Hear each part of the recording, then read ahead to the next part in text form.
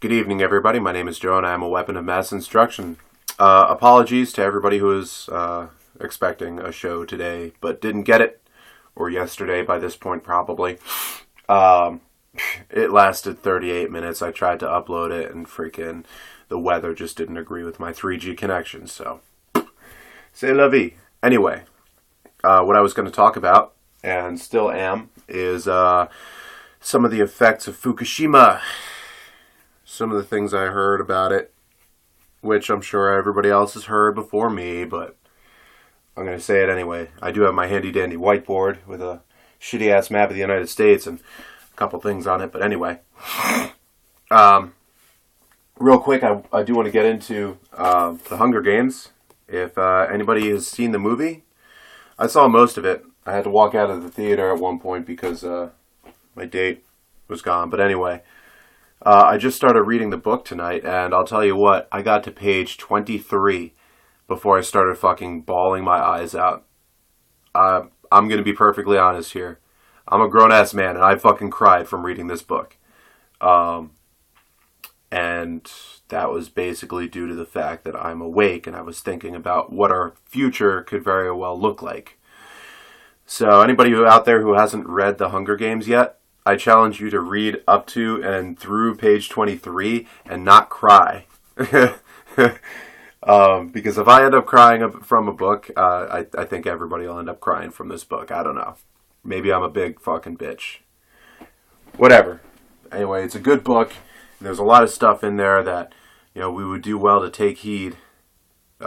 Just things that we can see already happening, starting to occur. I'll give you a quick example, actually.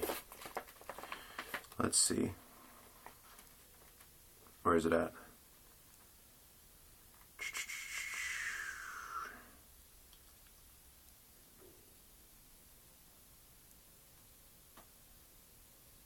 Oh, okay. Quote. This is a guy named Gale, and he says, "It's to the capital's advantage to have us divided among ourselves." He might say, if there were no ears to hear but mine. You know, he's talking about the people that work in the mines, in a place they call the seam, basically the peasants, the people that are fighting to survive, compared to the people who work in bakeries and clothing shops and actually do trade, like legitimate, you know, businesses, and really don't have to worry about surviving so much. And even higher than that, basically what he's talking about is class warfare. Separating the people from each other, divide and conquer. You know, people like me are really no different than people like fucking, I don't know. I would throw a big fancy schmancy name out there, but they are a little bit different. I don't know. People like me are no different than people like my boss. You know, people like the regular small business owners out here. You know, if I wasn't in a workplace environment with them, I could shoot the shit and smoke and joke and whatever. You know, we're really no different. We all bleed red. And, we're being led to believe that we are different, that some of us are really special, and we deserve special treatment in order for things to be fair. And I'm not just talking about, you know, good old Barry. I'm talking about fucking Romney, too. You know? And it might sound a little cold-blooded for me to say that I would like to see a lot of these benefits that we get from the government go away. Honestly, I wouldn't like it. It would suck. You know, let's be frank about it. It would suck to not have to not have my VA disability benefits anymore. It would suck. I'd have to struggle to make ends meet a little bit more than I already do. It would suck not to have unemployment benefits if I lose my job, which I'm looking at maybe not even getting them if I lose my job anyway. You know? But in the long run, a lot of these benefits that we get, A, are being abused by some of us. B, are costing the government a fucking bloody fortune to keep in play. C, the money banks where our benefit money is being stored, i.e. Social Security, and things of that nature, are being plundered by the same people that are fucking responsible for making sure it's there. How's that for some bullshit? You know, honestly, if we get rid of some of the benefits that really don't benefit so much, and start allowing people to have the necessity of survival, it might change some things with the people out there. It might change some things with how they view the world and how they view their chances at opportunity. People have this false idea of I can do anything. Well, to some extent that's true. You can, but you have to work for it. Which is why I'm not a fucking rocket surgeon right now. Frankly, I'm not willing to put forth, 8 years of work in college to maybe get a decent paying job. I can't even imagine what life is going to be like next year, let alone 10 years from now. And I am not willing to put myself in debt for a pipe dream that might change in a year or two. I might get a year into college and say, what the fuck am I doing? I hate this shit. I would rather be in the field. I'd rather be at the range, teaching dumbasses how to not kill themselves when they try to pick up a gun. That's what I really like doing, honestly. When it comes down to it, I love to teach guns. Why? Because that is what made our country free. That is what allowed our people to fight for their freedom. And people nowadays don't even see that anymore. They really don't. Okay. Rant's over. For now. I have this map of the United States, and what I wanted to talk about is Fukushima. And basically, it's been a year now. Here's that close-up for everybody. If you can see. Is that good? Most of you have computer monitors, so you can see a lot more clearly than my phone anyway. So, alright, so I'll explain this a little bit. We have some major cities listed: Seattle, San Francisco, LA, Chicago, Boston, Philadelphia, New York City, DC, and Miami. Just right off the top of my head, and just so I don't start embarrassing myself by misplacing cities and stuff like that. This is obviously not an exact map, but we don't need exactness here. We already know about the massive fucking radiation coming off of Fukushima. Now, I've heard from some people saying that people are overreacting, that, this, that, and the other thing. Well, when it comes to a fucking possible, extinction level event, there is no overreaction. The better we can handle this situation now, the less we'll be paying for it later. Honestly.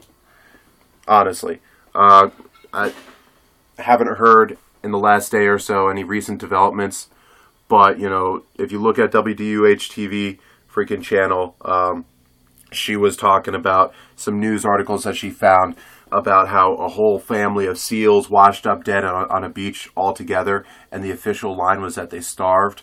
Like, come on. I'm no marine biologist, but I know enough to see that, obviously, seals, they hunt on their own. They swim solo when they go hunting. Just like a lot of animals out there. They don't hunt in a herd because it scares away the little fishies. So it was not starvation like they're telling us. We got the toxic fucking clothing that the Alaska Airlines attendants were wearing when they got these mysterious skin lesions, boils, and rashes. We had these kids in Hollywood, these elementary school students. The school was closed for a day. Literally a day. And the official line was some sort of mysterious infectious disease was spreading. And they closed the school for a day, opened it back up with no quarantine in place outside of separating the kids that had these skin lesions, boils, and rashes away from the rest of their class. Really? This is all happening on the West Coast, on the, right next to the Pacific Ocean. All right, and this is the blue arrows here are the jet stream. I didn't even realize this, but the jet stream literally covers like a good 2/3 of North America. It really does. It covers a lot of North America. The jet stream if you're not familiar with it, is the basically the big massive air that's always traveling to the east, i.e., it comes from Japan over to the United States, and it's carrying with it radioactive particles. Radioactive particles from Tower 4. Awesome. So we've got Seattle, Chicago, Philly, New York City, and Boston all in that area. And the reason why I decided to make this map was because a while back I was crunching numbers and trying to figure out how they would be able to enforce martial law across the nation if they started from the big cities and moved outwards, because that's the only reasonable way to do it. And I used the U.S. military's forces as a guideline on how many forces would probably be showing up. However, if something happens and good old Barry calls upon NATO and the UN to help, then there's going to be a lot more than just your was it 500,000 was the estimate I came up with. But the one thing that was bugging me was New York City would be especially hard to lock down, simply because of the fact that there are so many people there, all in one area. So many. And while they could set up command and control points and choke points and checkpoints in order to prevent people from getting out of the city, it would be a tough prospect. A very tough prospect. It would be a bloodbath if the people decided to organize and fucking fight their way out. But of course, that's probably not going to happen, simply because most people are not even close to being awake. But anyway, but that was really bugging me. Like, how would they be able to lock down New York City and still control the rest of these major cities? Seattle, LA, San Francisco, Miami, DC, Chicago, Boston, and all the rest. But New York City is like one of the most heavily populated and densely populated cities in the U.S., if not the most. I haven't really looked that far into the stats. But as you see, the jet stream basically flows over the entire northern half of the United States. Again, carrying with it these radioactive particles, which means all of these cities up here in the north are fucked. That's right, I said it. All of us are fucked. It got me thinking. What happens in Fukushima happens here. So I found basically a map that shows where most nuclear reactors are located in the United States. Well, we got several in the Northwest. I forget exactly where they were. I erased the original map and I had to redraw it. We got several by Chicago, several by Philly and New York City. So there's plenty of fuel for the fire if these elite fucking mobsters decide they want to take us out that way. Depopulate the world through so-called, unforeseen disasters. But then underneath this, to the south, you have, I don't know, is it called the Gulf Stream? I didn't look that up, but, everybody should know from elementary school even that it flows to the east this way, and then directly underneath it flows to the west that way, and right where it meets, it doesn't flow at all. That's called the doldrums. I think this is called the Gulf Stream. I'm not sure. Anyway, and here you've got a very large concentration of nuclear reactors in the Deep South, in South Carolina, North Carolina, and Georgia. Look that up. I actually forgot to write them in, but there's a couple down here by Miami, I believe. So they could very easily, they wouldn't even have to really worry about up here because that's pretty much being taken care of by Japan. They could set something off on the East Coast down here in the South, and that could easily sweep these nuclear particles back over to the West Coast. And there we go. United States depopulated with just enough radiation to cause everybody to get radiation sickness and die. And then once that's done, of course, once they think they have enough radiation in the air, they could always just cap off these fucking nuclear power plants and shut down the rest of them and problem solved. Yay, we saved the day, but most of you are dead. Uh-oh. So that's pretty much that. All it takes is for one of these to go up. I don't know who would do it. Who would do it? Who would do such a horrible thing? HARP, maybe? Homegrown terrorists? Really? Or maybe they just get old enough to the point where they're unstable and they blow.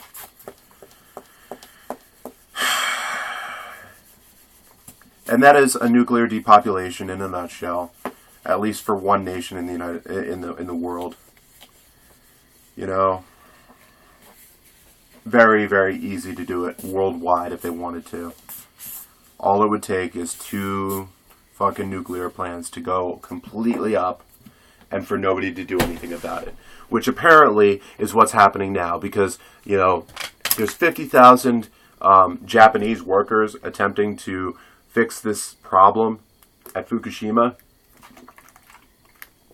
It's been a year and it's not being fixed.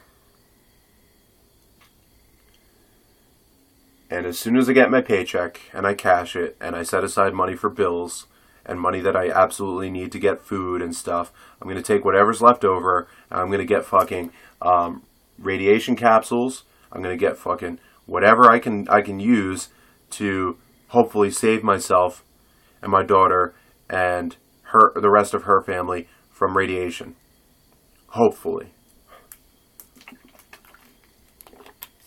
You know what? I wouldn't be surprised if I go over to my ex's house tomorrow night even with a big old economy-sized jar of these tablets that you take in order to keep yourself from getting radiation sickness, or at least as easily. And I would not be surprised if she laughs at me. If she says, "Oh, you're overreacting. It's not that bad." I mean, remember Chernobyl? Yes, well, Chernobyl, there was like 10 times the amount of Soviet workers that were on the scene immediately. And the first thing they did was assess the situation, say, "Oh, wow, we're fucked," and fill it over with concrete.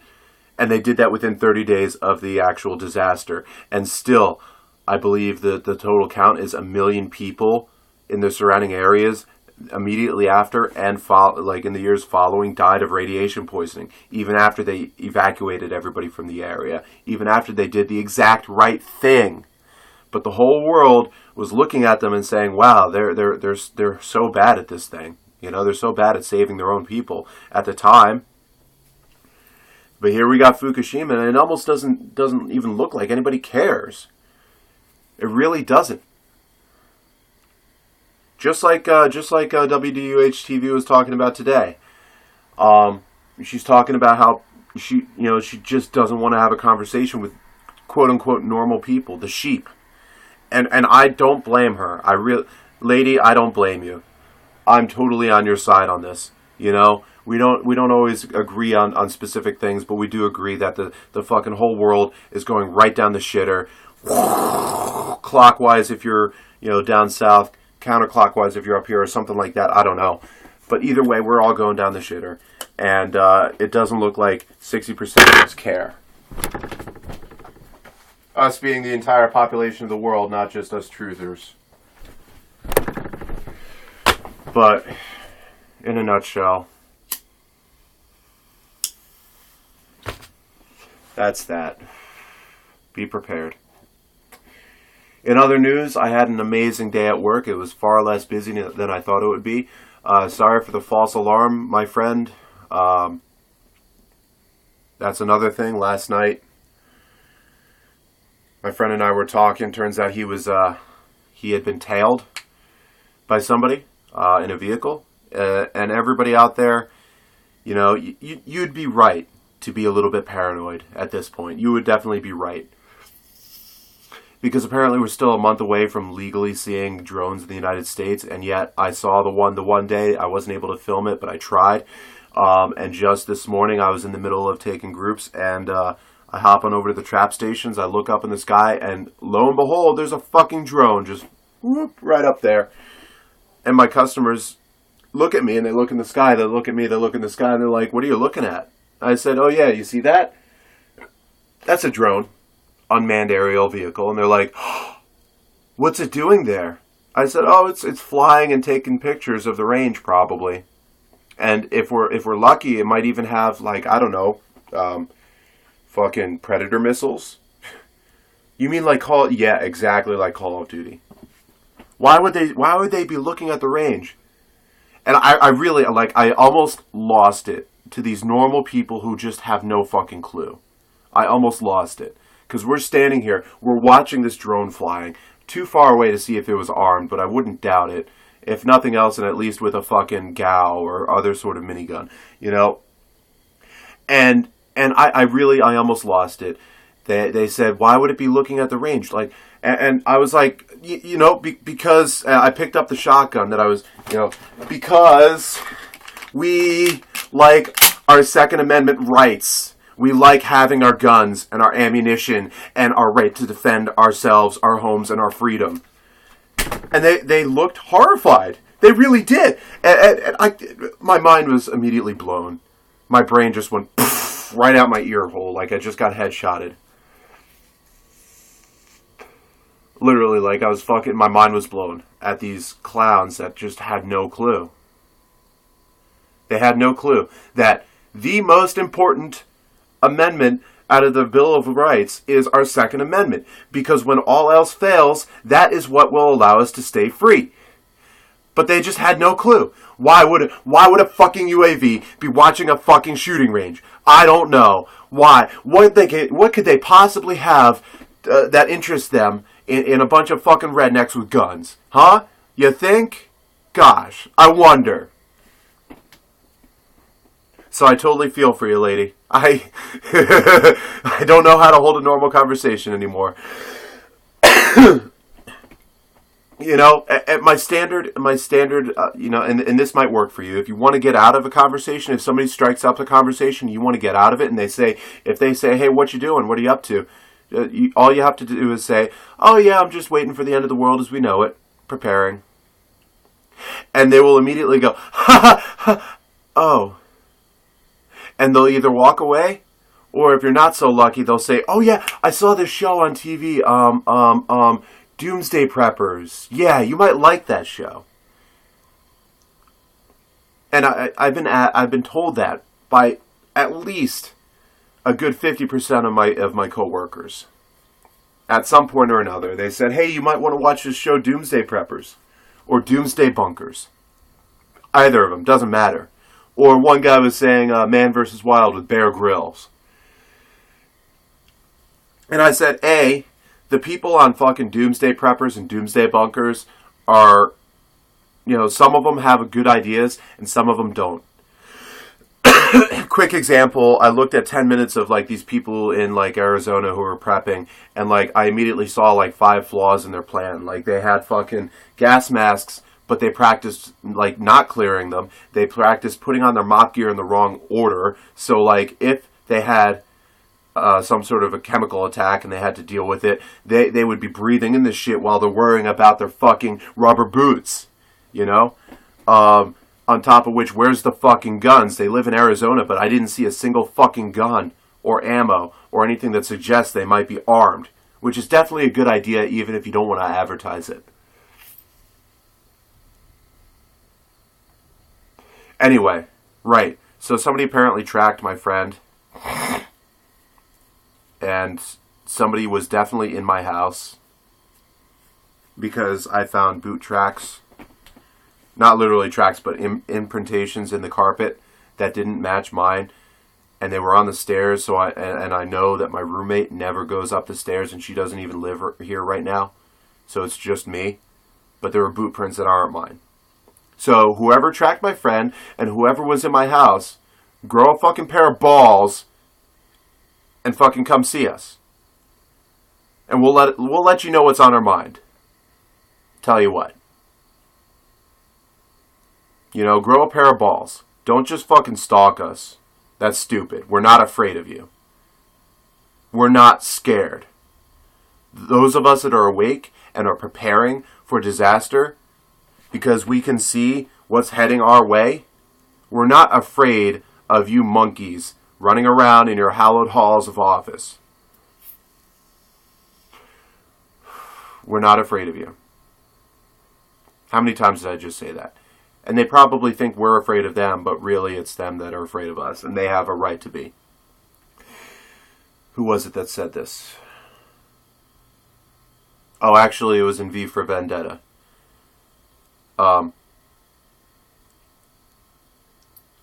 People should not be afraid of their government.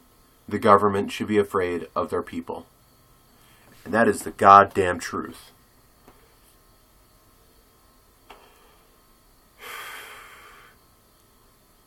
White House, Capitol Building, D.C., Congress, judicial branch, to some extent, executive branch. You're trampling on our freedoms, and we don't like it very much.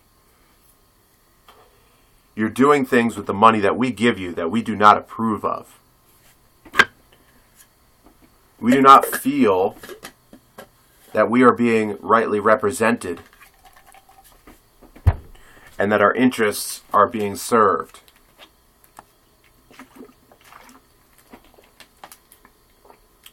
I'm not afraid for myself. I'm afraid for my daughter and what she might have to live through as she grows up. And if you want a clear-cut example of why I fucking cried on page 23. Fucking holidays and fireworks. Maybe I do have a little bit of PTSD. Oh, sorry. Page 24. Where is it?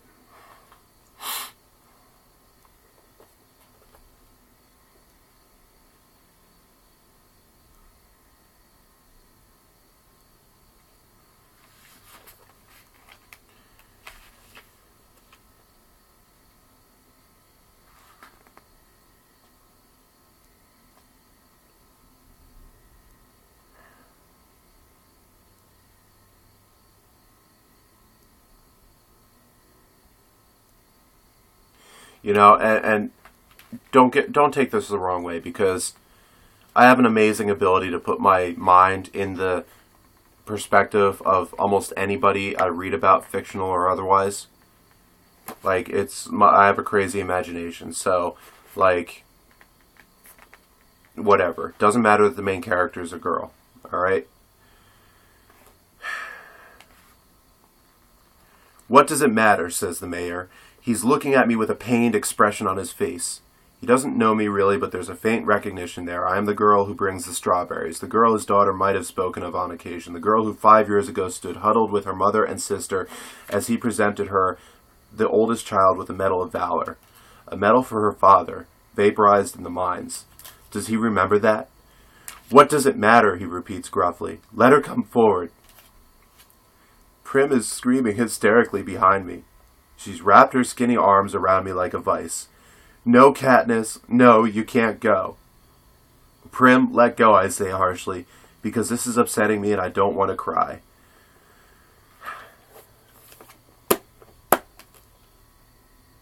And the scene that I just quoted was the reaping.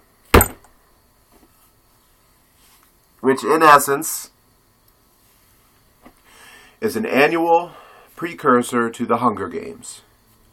If you haven't already watched the movie or read the book, it's an annual precursor to the Hunger Games. The Hunger Games are there because the people in the capital of Pan Am, I think, Pan Am, this country, this post-apocalyptic country, the people in the capital are exacting punishment on their citizens. They demand every year one boy and one girl between the ages of 12 and 18 are tributed to fight to the death. 1 out of 24 will survive. 2 from each district out of 12 districts. And it came about because the districts, once these global disasters stopped happening, these districts rose up against their totalitarian government and began a rebellion. And they were put down by the government. And now the government is exacting its vengeance, its punishment. It's just a glimpse of things to come.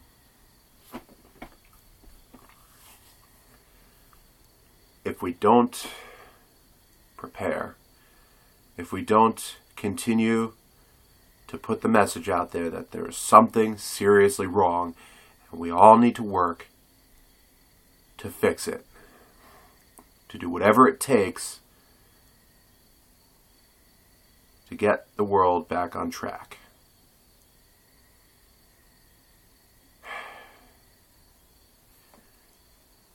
And I'll admit, there's more things I could be doing. There's definitely more things I could be doing. There's more things everybody could be doing. But at the very least, we've got to continue to be the crazy ones.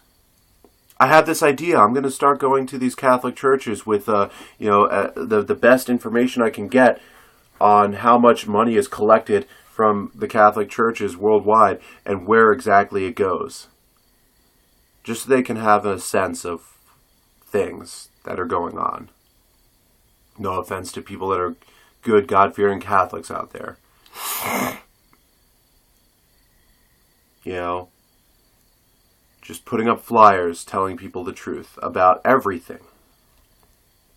You know, flyers talking about the NDAA, the NDRP, and whatever it's called that allows him to legislate fucking laws from outside the states.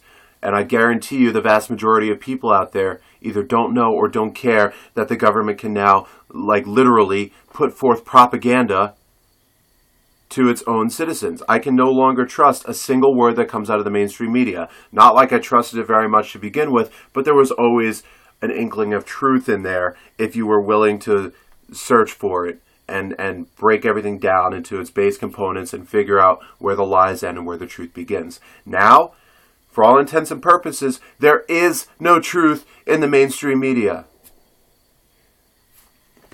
Glenn Beck just said it in his show today. Actually, I listen to that occasionally whenever it comes on, and I happen to be on the channel. You know, I'm not a fucking Glenn Beck freak where I listen to him all the time because he didn't strike me as being all there when, well, to be fair, this was before I woke up. But back when he was on Faux News. But anyway, today he says there are 4 pillars of the government and 4 pillars of society. I can't remember the exact term. I caught him right at the end of this, and I'm glad that I caught him when I did. But you know, basically, you've got like the economy, the military, the legislature, I think, and then you've got the press or the internet. However you want to cut it, whether you figure the press or you figure the internet. What he says is, traditionally, the 4th pillar was not under the control of the government. But now it is. And that is absolutely true. CISPA has been passed. They can dictate propaganda. The 4th pillar, however you define it, is now under the control of the government. Which means they can do anything they fucking want. They control everything now. Not just most things. Everything. They've got our First Amendment rights in the palm of their hand.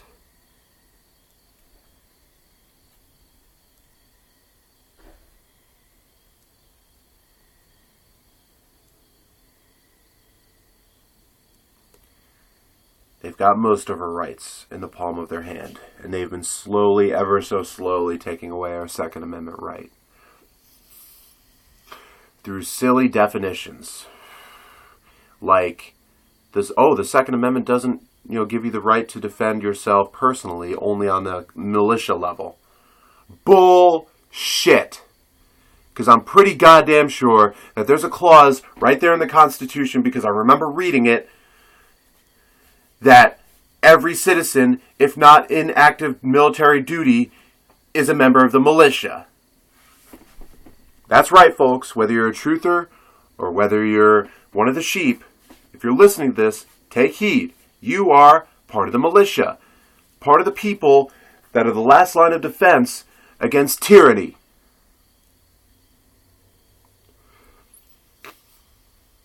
But it's okay. Uncle Sam's got our back. Oh, we're feeling a little bit more poor today? He'll just give us some more, stimulus packages for the big companies, and that'll help stimulate the economy. Right. He'll give us a bunch of tax credits on our fucking tax returns, and we'll have a bunch of money at the end of the year. I don't know about you, but I took most of that money and I immediately spent it on like survival gear. It's gone now. Well, yeah, I sort of stimulated the economy a little bit, but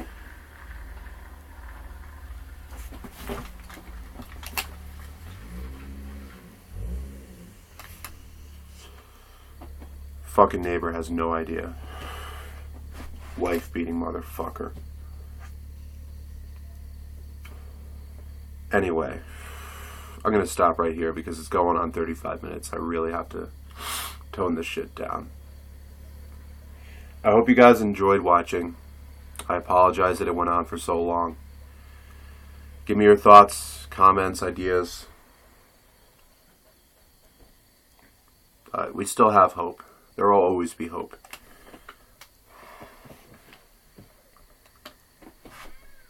The hope that there might be enough of us to do something. To make a difference. You all stay safe. Peace.